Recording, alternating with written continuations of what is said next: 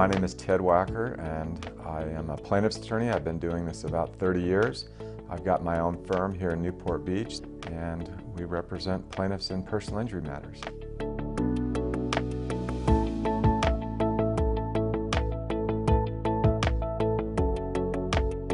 Roberto Segura was an individual in his mid-50s. He was represented by another firm who brought the case to our firm for litigation. He was riding on a motor scooter, like a little Vespa motor scooter up in Pasadena. He worked as a security guard, and he was going to work early in the morning. And another car, the defendant driver, he was just in a hurry. And as he was going through this little side street up in Pasadena, he made a left turn on a green light, but he was in a yield zone. So he didn't yield to our client who was oncoming in his little Vespa. He struck our client, and our client suffered, pretty significant injuries. Basically today, he seems like he's okay. When you look at him physically, he looks fine. He can walk around, he can do everything, he's back to work. And so it's kind of hard when you're gonna go to trial and some guy looks like you and me. He looks like he's walking fine, but the underlying injury for him was such that, he fractured these ribs, and then he lost some pulmonary function. Mr. Segura's lung capacity was reduced. So every time he took a breath, it was 40% reduced. You can live like that, but it's harder to exercise.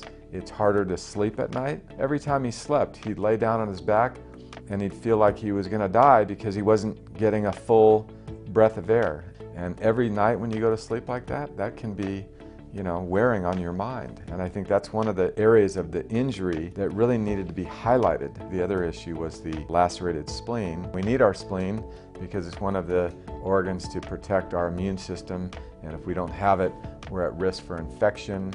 And that's why we, in the end, hired DK Global, because it's one thing for somebody to say, oh, you have limited lung capacity, or that you lacerate a spleen. These are all internal injuries that a jury can't really get behind. Sometimes they really don't know what the spleen does, but when you really put those words into a video and animation and show it, then people can see it with their own eyes.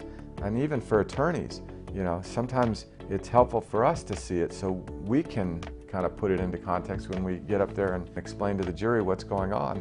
DK Global does great work to take the evidence that we have, the medical records, the CT scans, the reports, and really mimic exactly what was going on with his lung capacity, with his lacerated spleen. And so what they're able to do is take what is really a one-dimensional piece of evidence, like a medical record or just a CAT scan. That's just a piece of paper that a jury sees. And maybe a doctor talks about it on the stand if you're going to trial, but when you can actually visualize it in 3D, and DK Global really brings that to life, and you can see the lung capacity reduced, well, that's a lot more than just me saying, oh, his lung capacity was reduced. There's no context to it. There's no meaning behind it. The case resolved before trial, but after all the expert depositions were taken, and after we had participated in 3 different mediation sessions. The defense in this case wasn't even willing to pay the $1 million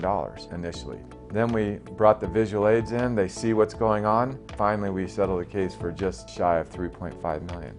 And a lot of that was due to DK Global's visual aids. We all hear the saying, a picture's worth 1,000 words. Well, a video's worth, in this case, $3.5 million, not words, but dollars.